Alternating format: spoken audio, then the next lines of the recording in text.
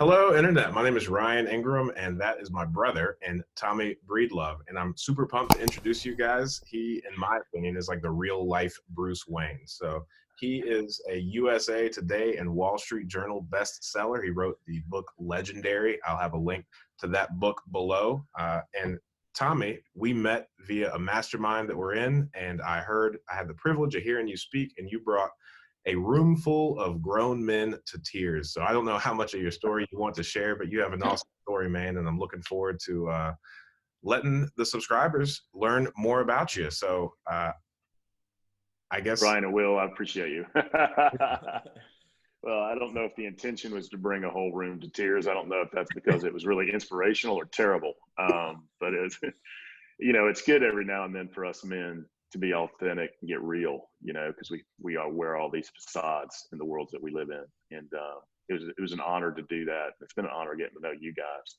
We were just talking a bunch of y'all's numbers, man. You want me to share them with everybody on the internet? I'm just kidding. I won't do that. These two guys are killing it. I love it. I was just inspired and happy to be here, brother. Oh, yeah, thank you, man. So I think your story. You're super successful, and you just kind of had this realization where you wanted to be fulfilled more, not from monetary things, but just gain a lot more inner peace and inner happiness. And a lot of this YouTube channel is geared towards how to make more money, to get more freedom in life. And you're one that has achieved a ton of financial success. So do you want to just really quickly just share, I guess, that part of your story? Yeah. So what I help people with, what I don't want them to do is be financially confident and financially successful at the risk of everything else in their life. I think time is an important thing to all of us, right? Being in charge of our time, spending time with people that we love, our friends, our family, and prioritizing that time. And those two are in direct conflict, by the way. Making a lot of money requires spending a lot of time on that particular craft. And for me, I'll tell a little bit about my story is I grew up in the financial consulting world, Deloitte Touche, Price Waterhouse, things like that, and had reached a significant level of success by 36 years old, but my entire life was crumbling around me. On the outside, I looked great, fancy suit, literally a corner office that was just massive, that overlooked the city of Atlanta. I mean, it looked on the outside like I had it all.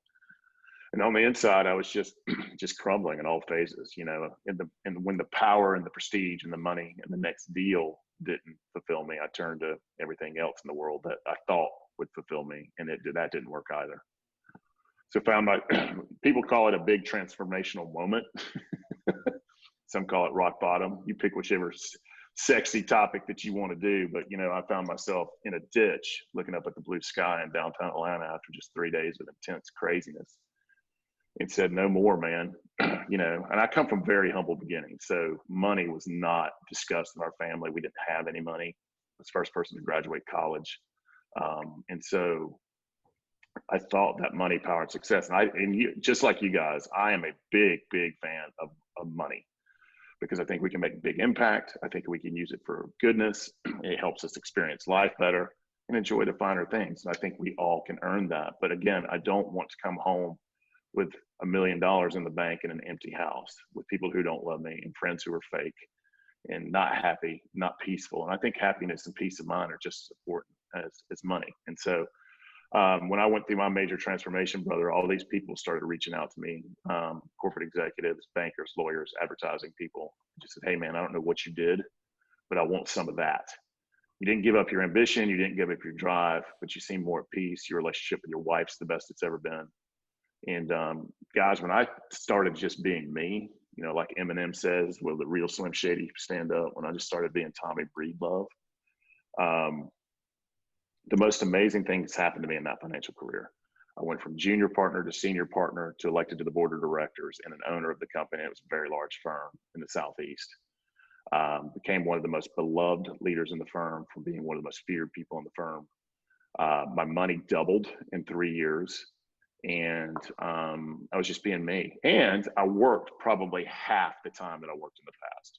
We were just more efficient. We were better. And we did it from a place of leadership, love, compassion, empathy, and not just about making the most money, which ended up making us significant amounts of money.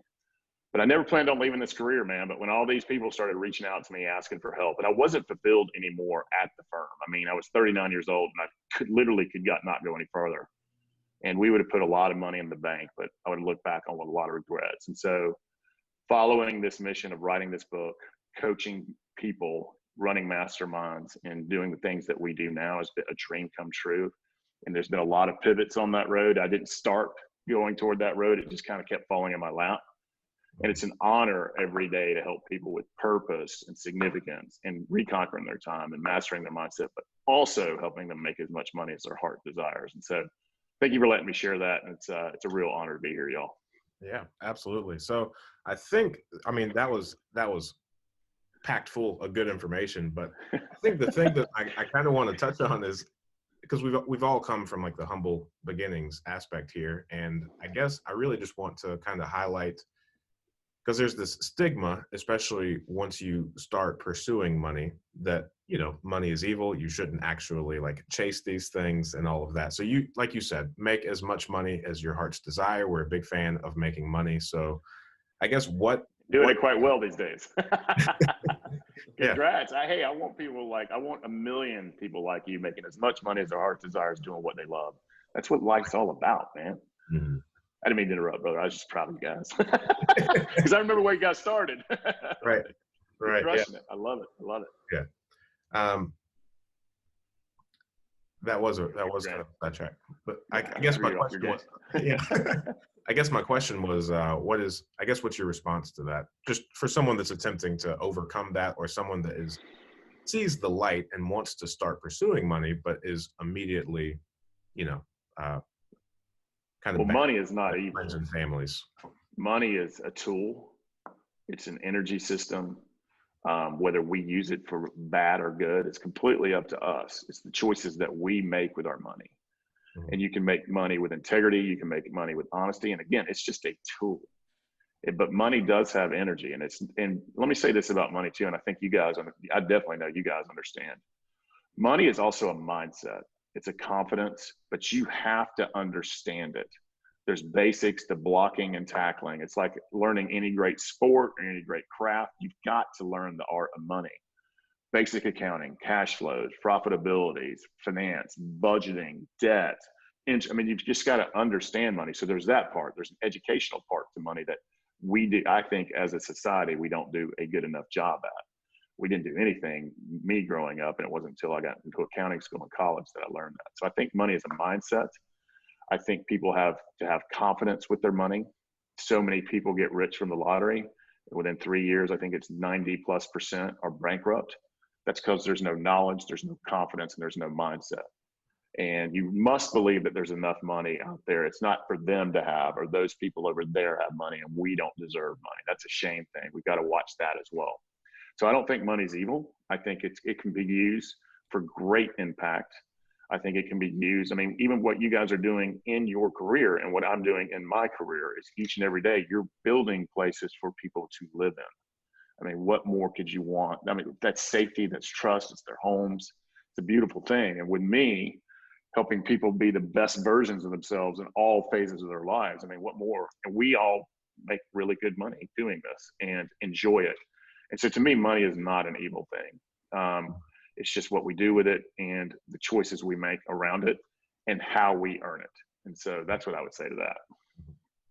And then I also really appreciated when you just touched on the fact that your money increased, you had this giant realization, and you were able to completely alter your mindset, but you didn't lose your ambition. So I guess from a daily basis, how did your daily activities change, if at all, between like before and after the realization? Well, they changed significantly. I'm a huge believer that you have to invest in yourself first. Mm-hmm. I'm talking your mental health, your emotional health, your financial health, and your spiritual health, if that's important to you. And so many of us put ourselves last. We don't work out in the gym for our physical bodies. We don't eat right. We don't invest in our minds. We don't invest in our hearts. For me, I spend 2 hours a day investing there, a minimum.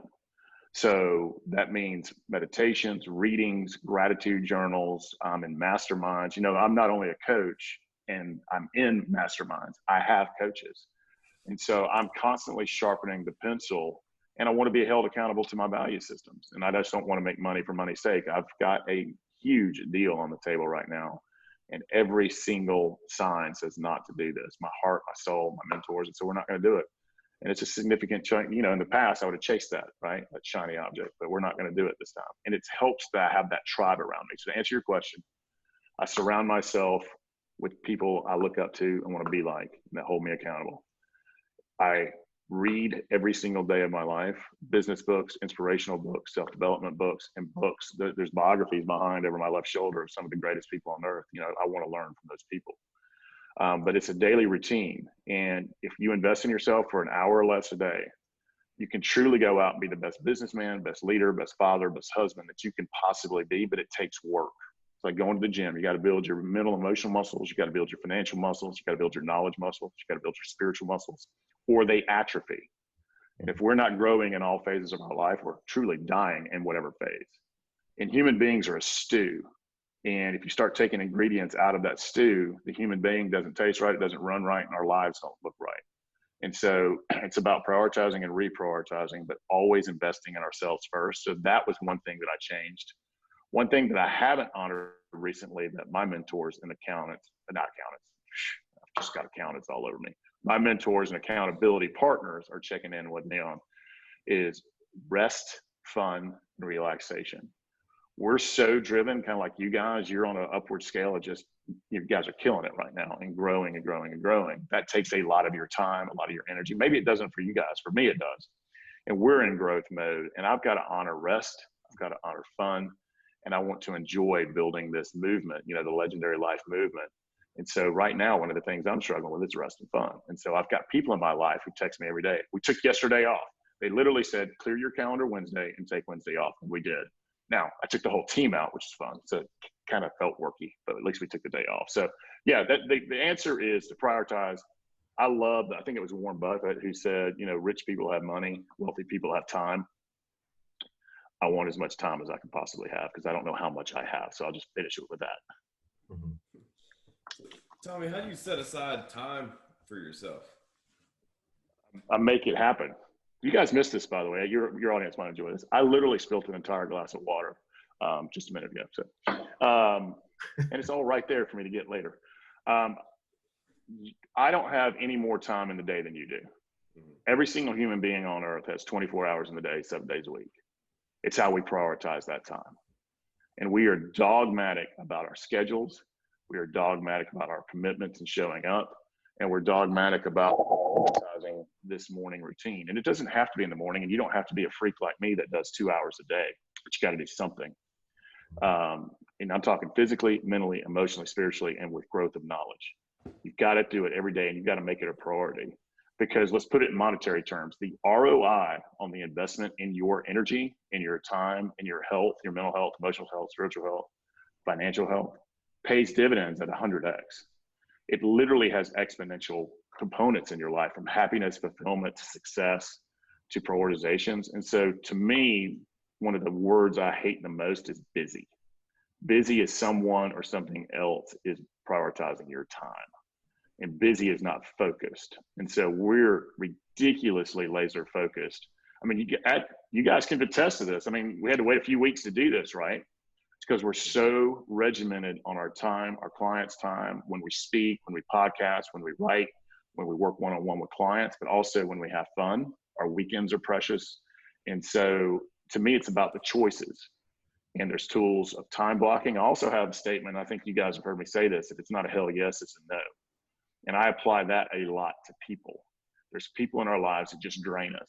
They don't lift us up. They tear us down. You immediately know when they ask you to do something, coffee, lunch, dinner, go for a walk, work out. You're like, I don't want to hang out with that person.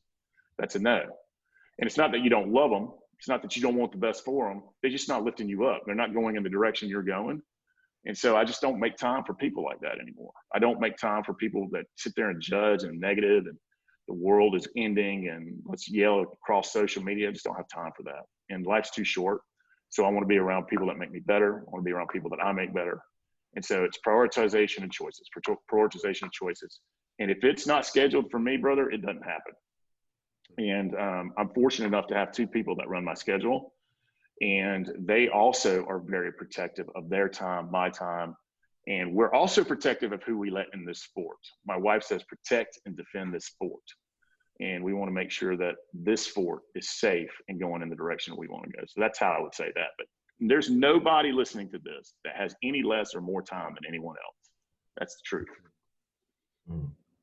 These things are important to me. Can you tell I'm passionate about them? Yeah, absolutely. And I know Will and I have applied a lot of the things that you know you're talking about, and you're right. Like as we are growing this, just because of the people that we've associated ourselves with and the people that we allow speak into our lives, like we do work very diligently. But you know, Will and I talk for a few hours a day at times. But as soon as 4:30 rolls around, seldom do we ever speak to each other after that, because that's our family time. We're with our family. We're not doing anything business related, and our businesses could do a lot better if we sacrifice that time.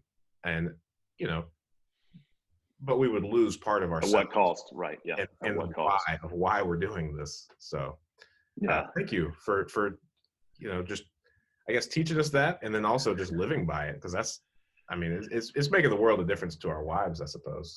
oh man. And you know, and me too. And I think the biggest thing for me, you know, I'm a little older now, and I don't need shiny objects to make me happy. And don't get me wrong, I have 2 German cars in the garage. I'm not, you know, it is what it is. But to me, it's about experiences. It's about friendships. I take a lot of risks because, and when I mean risk is in business, you know, I invest, double down in investments. You know, we're getting ready to buy a huge piece of property in North Georgia to start running our retreats, our legendary life retreats there. But we take risks because we don't want to look back for regrets. What's the worst thing that happens is we've got to start over and redo it, make more money. I mean, we'll do that, right? But I want my friendships to be a priority. I want the time of my peoples to be a priority. I want my wife to be a priority, and having fun. And at the end of the day, if that costs me a little bit less money to go live that, I just don't want to look back with regrets. I think that's just so preciously important. And we always say, a lot of us ambitious driven people, when I get this, or when I get there, or when I achieve this, when and more never happen, because we just want more, and when never comes. Because you make $1 million, then all of a sudden you want to make 2. Then 2, you want 10, 10, you want 100 billion. That's the markets I played in my entire life, and it's the truth. And these guys, it's a hamster wheel. They can't ever get there until something crashes. Kids don't like them anymore. Wife leaves them. They make a bad integrity decision. And then they're like, well, this is what's important in life, not all of these other things. And again, I do like shiny things, but not at the cost of everything else. Do you think it's possible for people to live rightly in this manner from the beginning without that trigger moment? Or do you think yes, that's necessary? Yes, I think they absolutely can. And my hope is with my work, and I'll tell you a little bit about what we're being intentional about. To me, it all comes down to the parenting, 100% of parenting, from confidence to love to emotional health to mental health, and raising our children and spending time with our children. We've lost our fathers in this society. And I'm not talking about just parts of society to where there's no dad in the home. There's a lot of society, the dad is technically there, but not there. They're at the firm or working a million hours, or they're not emotionally and mentally there. And we need the masculine and the feminine in our kids, in our boys and girls. And kids that are raised in a fatherless society, whatever that means, you're seeing a lot of the repercussions of it right now in our political systems, our social systems, anger. They don't know what to do because they weren't raised. So I think it absolutely can be done. I think if you're raised in a loving home where values are stressed, where accountability is stressed, where it's not you don't get a trophy for just showing up. That's one of the dumbest things we've ever done as a society, is everybody deserves a trophy. Hell no, you don't. You didn't do the work. You lost. Now get better, right? And that's what real life is. And, you know, being there with love when they let you down, and being there with, you know, there's the carrot, the stick, right? And I'm not going too literal on that, but it's about parenting. It's about culture. It's about value systems. And it's about, you know, raising people the way we needed to be raised. And I think it can absolutely be done. And I'll tell you, a guy that I work with and collaborate with, and I just love him. He's become like a big brother to me, Dan Miller. And Dan Miller is kind of the OG of coaching, and wrote 48 Days of the Work of Love, and big in our network. We're all in a mastermind together, and he's 1 degree from our mastermind. But he didn't have any major rock bottom moment. But he's made some bad business decisions. He's made some bad choices in life, but he just kept going and didn't give up and kept moving forward. So I don't think you have to have a pivotal, oh, what happened moment. But the problem is so many of us do before we wake up. In my job, through this movement, we've created something called Choose Goodness. And for every man that comes through a retreat, a mastermind program, a one-on-one coaching, or comes to our bigger events, we eventually want to assign them one young boy, from 10 to 18 years old, that they help in conjunction with a family system speak into their lives so that we are better. So we don't have to have these pivotal moments or integrity breaches or massive failures in order to wake up and say, hey, I can do this. Life's okay. Let me just keep moving. So that's a really long conversation that I'm really passionate about. But yeah, the answer is yes, but it takes a village. And we can't let our schools and our politics and Instagram and Facebook raise our people. We have to do it. And so that's something we got to be on the lookout for. Mic drop. Is there an ideal client for this Choose Goodness program that you're going after? Well, Choose Goodness is the legendary life is about helping right now men be better financially, be better with their time, be better, more purposeful, more significant. But also we work on the inner game, better relationship with our wives, mastering our mindsets, that voice inside our head that tells us we're not enough every now and then. Developing that unconditional respect and love for ourselves so that we can walk tall and come into any situation. That's what that's about. Choose Goodness is going to be our foundational movement, where we're going to run events and assign these young men to the men that come through our program. And so it's actually being whiteboarded to my right. I can't move the screens. There's several screens here, but it's being whiteboarded to our right. So eventually, our goal for the Legendary Life movement, and my wife's going to come into this eventually and do it for women, and we're going to do it together collectively. But our goal is that every single man or woman that comes through this program is that eventually we'll assign them to a young person. And then we'll get together twice a year in a retreat format with them. And so that's the ultimate goal. But we're still building toward that. We haven't got, there's a lot of logistics, there's a lot of legalities, there's a lot of things that, happen that we got to work through, that we're still working through. But that's the ultimate goal. And that's going to be, I think, if we and so many others are doing that, and or just mentoring a young person, I think it just changes. Like, I didn't have a positive male role model in my life, and you guys will appreciate this. It took me committing a pretty heavy crime at 18 years old, looking at 2 felonies and 7 years in prison. At 18, I had a full ride to Georgia, half a ride to University of Miami. I mean, all these scholarships. Instead, I was running with the wrong crowd, doing the wrong thing, became what I hated. I grew up with significant abuse and bullying in and around the home and around the street. And I became what I hated. And this is why this is important. If I would have had any man to look up to or speak into my life, it took me luckily it was dropped to 2 misdemeanors, but I was sentenced to 2 years and spent my 19th birthday incarcerated. But it took a 45-year-old African-American gentleman who saw something in me, loved me, and crossed racial lines that really doesn't happen often in those settings, to finally speak into me, love me, mentor me. And that was the first time that I saw what a real man was. And this is a man who's made a lot of mistakes. And that's how he started. Look, I don't want you in this revolving door that I'm in. And I don't want you making the same mistakes. And I don't even know why I did it, but he did it. And I'm very appreciative of it. But that's the power of one man speaking into one young man's life. And he changed my life forever. Now, I didn't get it all right then, but it started me down the right path, if that makes sense. And that's the power of mentorship and love. And then is that right before you went to Georgia? Yeah. So it's interesting. I went from a jail cell, no kidding, to working in a nuclear waste container factory for $6 an hour, putting myself through community college at night, to University of Georgia, to being hired at Deloitte, which was one of the largest financial consulting and public accounting firms in the world, in 3 years.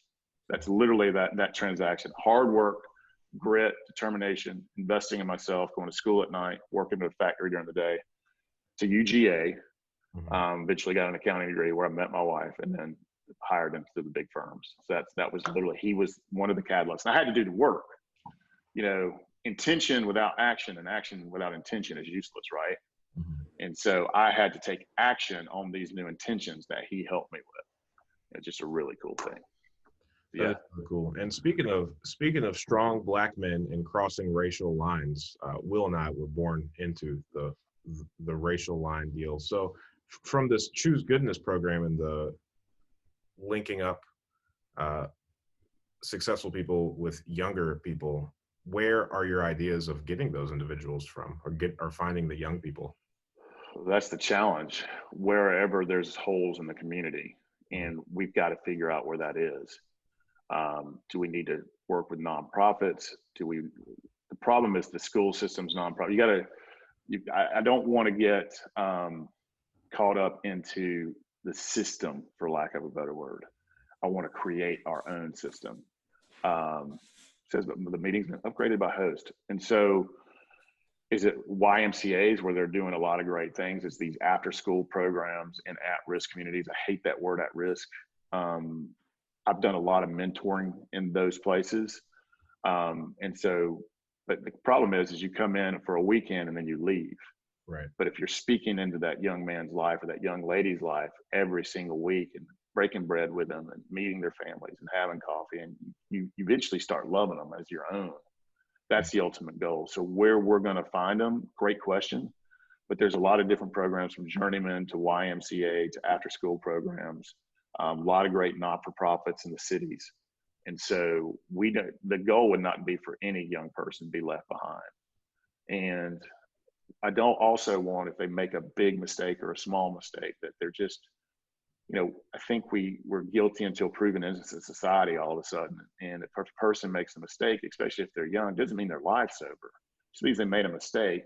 Let's hold them accountable to it and teach them better and help walk them the line going forward, as opposed to just casting them aside and saying they're X, Y, and Z. Well, they're not X, Y, and Z. They're just a young person who made a bad choice. And let's help those young people get better. So we're still working out the logistics on where we're going to get it. It's just something, if I keep talking about it, it will happen. And if I keep writing about it, it will happen. Right. And if we just start with 10, right? 10 young men, that's 10. That's seeds that will plant orchards eventually. And so I'm really excited about that. Yeah, 10 is a big number for these kind of goals, because that's a lot of lives. So in your coaching program, I know a lot of the guys watching this channel are in the process of starting to build their empire via real estate or whatever else it is. I guess for their future selves, when they get there, what's the biggest issue or hurdle that you help the majority of your clients through? I think time, management of time. I think one of my differentiators is I bring a significant amount of business wisdom. I've done probably 60 or 70 large mergers and acquisitions deals. I was a financial auditor, a financial consultant, so I understand profitability, efficiency, cash flow. But I think time is always an issue. I think people is always an issue. When I say people, that's our families, our friends, our networks, the employees we have. Anytime there's a human being in the room with another human being, there's a whole lot that can go wrong, because we all have our wants, needs, desires, attitudes. We're bringing our own luggage into the table. So I think helping them deal with people, but most importantly, 100% of the men that come into my programs, 100% of them are working to be or want to be better fathers and husbands, and don't want to lose that spark, don't want to lose that love. And I'm going to say it, don't want to lose the importance of a great sex life. And we don't talk about it as men enough. So they all want that. They all want more time in the day.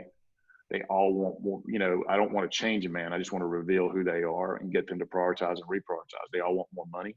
They want to be more profitable. And most of the men that come into my lives want to make more impact with their money too. Is how do we leave a life of significance? How do we hire more people? How do we turn this profit into something better, like a Choose Goodness or whatever we want to do? And so they all come in, I think as all of us, we want more time. We want more purpose and fulfillment in our lives. We want happiness. We want to be successful. And us men, we crave respect. But all of the men that walk through the door, so that's what we want. We help them with what they want, but we also give them what they need. More self-confidence, more self-respect, tools to minimize this damn voice in our head that gets in our way, we've affectionately, I call it the Tommy go round. Heather's affectionately name it Ike. Is that Ike or Tommy talking? You know, and so we work on that. So many, and this is where people, I don't tell them this right off the bat, but I'll speak 100% of the time we work on this, and that's unconditional love and self-respect for themselves. For us men, a lot of us have a real hard time receiving love, and we have a real hard time loving ourselves, and we are hard as hell on ourselves. And if we talk to anybody else like we talk to us, no one would hang out with us. And so we don't tell them, you know, we talk about, you know, success and money and more time and more purpose and a better network. You know, those are all the tangibles that us men, our ambitious men and women want. But we take them through the intangibles. We also give them what they need. And once they taste what fulfillment, happiness, significance, being a real father, a real husband, I'm not saying they're not, they might be close, just tweaks here and there to help them reveal the man they were born to be. It's a beautiful thing, man. And then those men go change, could be countless of other lives, starting with their own families. And so it's a holistic approach. You know, I don't want to leave the business and money off the table because I want them to be as successful as humanly possible so that they can go make an impact. But I also want them to be the greatest men they can possibly be as well. Mm-hmm. You guys are doing it. I mean, the three of us pay to be in the same mastermind. I mean, that's how we met. You guys are investing in that. You're investing in yourselves. We pay money to be in that, to get around men who help lift us up in whatever area we need lift up in. And so I'm in 2 masterminds that I'm in. I run countless ones. And then I also have a coach. I'm working with 2 coaches right now to sharpen my skills just a little bit better in a couple of fields. And I don't ever want to stop learning and growing and being better so that I can be better here at home. I can be better with my clients. I can be a better craftsman, better real estate person. I don't ever want to stop learning because there's always a better way and always something I don't know. So those are all the things we work on. So all that being said, on the building side of things, do you think it is possible to achieve the same amount of, I guess, financial success with all of these priorities in line as well? I know that sounds a little bit silly, but I think a lot of people's gut reactions is, in order to really double down and focus on this, we have to sacrifice whatever else is going on in our lives in order to achieve that. Do you think you will have to sacrifice something? That's the honest God's truth. You just don't want to over sacrifice, and you want to communicate why to those that whatever sacrifice you're making is affecting. Like if our wives or children get sick, we will sacrifice our business, and our businesses will understand why. But if we're wanting to build an empire, that takes a lot of time, takes a lot of knowledge, takes a lot of investment, takes a lot of energy. And that's where we will focus the majority of our time. And if we tell them our why, but make sure we're shifting our priorities, we're not always there. Something is always sacrificed. You know, people got stuck. You know, Tim Ferriss has done a really good job with a lot of his books.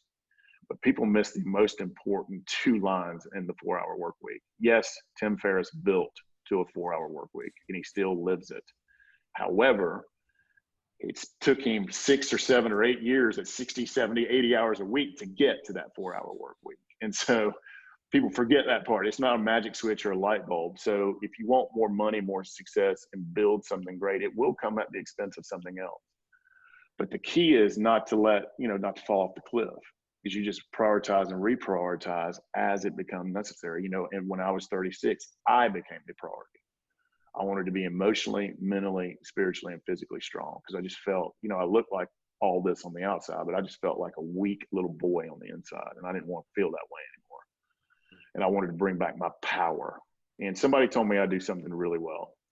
They said, you make good people really powerful, and you make powerful people really good. And that's the biggest compliment one of my clients ever gave me. And so, no, I think something always, and I'm not this work-life balance. I'm just going to say it, forgive the French, it's bullshit. It's about prioritizing and reprioritizing. And nature is balanced. God is balanced. We are not. we have to shift and reshift, but don't build an empire at the sacrifice of yourself, at the sacrifice of your family, your friends, and your happiness. And that's what I would say. And do something that you truly enjoy, even if it's less money. Because I just didn't enjoy public accounting and financial consulting anymore. I didn't want to do it. And they didn't have a check, brother. And they were writing big checks and they just didn't have it. And I was an owner. And I didn't want to look back with regrets. I was like, this is not what I was put on the earth to do. And so I went on a ride there. And I think everybody wants this too. And then I'll stop. Everybody wants a purpose. And I'm a big believer that every human being on earth until their last breath has a purpose. And I believe that purpose changes during the seasons of your life. And if you don't know your purpose, or you find yourself looking at the sky or at a fire, asking, why am I here? You're looking out your window at work, or, why am I here? Where am I going? And who's coming with me? That's something we all need to know so that we can use that North Star guiding us every single day. And so but in my opinion, no, you have to sacrifice something. Mm-hmm. And it's just how much you want to sacrifice. I heard a joke one time, when we're getting married, or we're thinking about, it's just what level of crazy each person in that marriage can deal with. And the same thing in business is what level of sacrifice are you and your family, through communication, through love, through talking about, hey, we're doing this and this is why, and bring them along on the journey with you if you can. And but prioritize and reprioritize. I mean, I think that's a phenomenal takeaway, if nothing else, is once you have established your why, then just over communicate that with all the people around you and constantly explain, like, yes, we are making this sacrifice, but it is short term for this reason.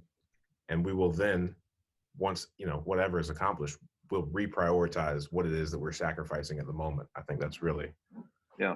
And that's in any big decision too. Like if you guys have to make a big pivot or business decision that affects lives, your employees' lives, telling them why, they'll get on board. Mm-hmm. This is why we're doing this. This is why we changed our model. This is why this person is coming on. And if they understand that, they'll be on board with it. If you just lead without that, that's just not good leadership at home or at work. Makes sense. Now, do you happen to have like a surefire way of finding your why? Yeah, I do. It starts with your God-given talents.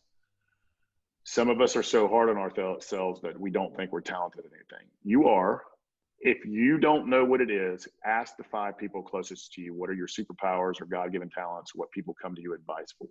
They'll tell you. So it's the intersection of your superpowers meets something that you actually enjoy doing. You won't work in your purpose if you don't enjoy it.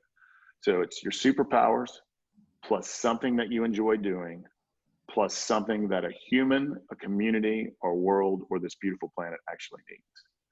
And so using our God-given talents and things we enjoy to make this world a little bit better place. And we can do that inside of our businesses and out of our businesses. And here's the beautiful thing of purpose. It's the intersection of those 3 things. If we can get paid for it, and what I mean by that, apply that purpose into our lives and our businesses and the things that we do with our money and people and systems, you'll never really, I know it's cliche, but you'll never really work a day in your life. But it's an intersection of those. And here's the important things about purpose. We all have one, all of us, and we all have one until our last breath. And it can change depending on where you are in your life. And that's really, really cool. That's the formula. Yeah, that's incredible.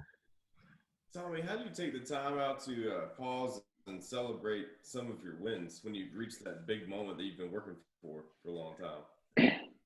I have Lindsay the Great on my team, and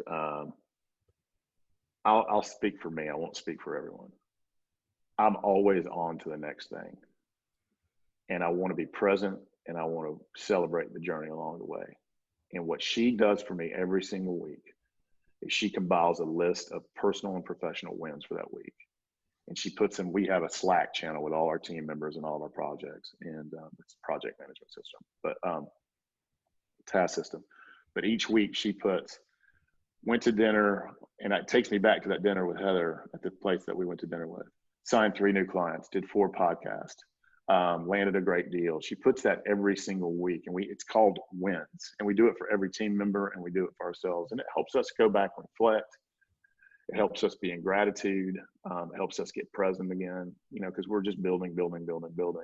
I got trophies and all that crap behind me of things we've done in the past. And those are cool reminders, but having a teammate, you sit there and reflect, and you put the intention of, hey, we're going to reflect on our week. And then we take action when she puts it in there.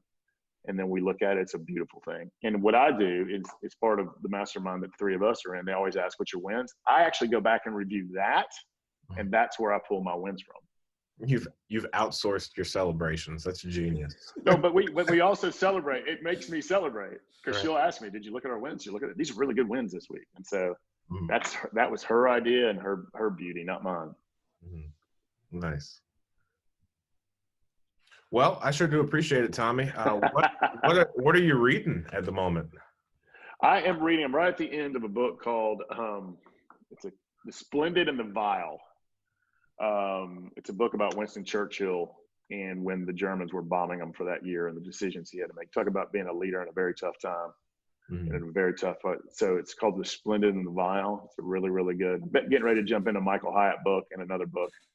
But I'm really, really enjoying that book. And I'm always reading, by the way. And so always reading, always growing, always being better. So yeah, that's the book I'm reading at the moment. So if you had to pick one book for people to go read immediately outside of your own. I was like, that's an easy question. Yeah. That one. Yeah. Can I do two? For sure. Yeah. Or 3 or 4. I'll do 2. I'll do 3. I wish as a man, not as a man thinking, I wish Man's Search for Meaning was required reading in high school. So Man's Search for Meaning by Viktor Frankl, Man's Search for Meaning. I would say Think and Grow Rich by Napoleon Hill, and actually working that book and applying it. And then if you live in the United States of America and you're listening to this, you got to read Alexander Hamilton by Ron Chernow. Now, that book will intimidate you because it is massive. But if you want to see why we chose to do the things we did and how this country came together in some of the most difficult times and why the Constitution exists and what these men did to fight for building this country. The guy, Miguel, I can't remember his name. That's where that play comes from. He read the book twice, was so inspired by Alexander Hamilton, what he actually overcame. Orphan, a bastard, immigrant, to become arguably the second most powerful and one of the most influential people that ever was in this country that we don't know a lot about. So he wrote the play that he's made billions of dollars on, the Hamilton play. But I've read it twice. He read it twice. And it'll give you hope. You'll see the beauty of it, the whys of it, and it's just a really powerful, powerful book. So those 3 books: Ron Chernow's Alexander Hamilton, As a Man Thinketh, Viktor Frankl, and Think and Grow Rich by Napoleon Hill. Those would be the books I would read. Awesome. And Legendary by Tommy Breedlove. Yeah. Cool. And where, if people want to learn more about you or keep tabs on you, where should they go to connect? Yeah. We actually put light, love, impact, inspiration, money hacks, tips on social media. We don't sit there and complain about a politician or my neighbor. We put goodness and light and inspiration out there. So follow me at Tommy Breedlove, LinkedIn or Instagram. We post everything there. If you go to TommyBreedlove.com, because this is a weird time, there's a lot of financial insecurity out there with COVID and the economy. We're giving away the Financial Freedom Mindset and Confidence chapter, and we're giving away the Mastering Your Mindset chapter. So we're giving those away because I think people just need them right now.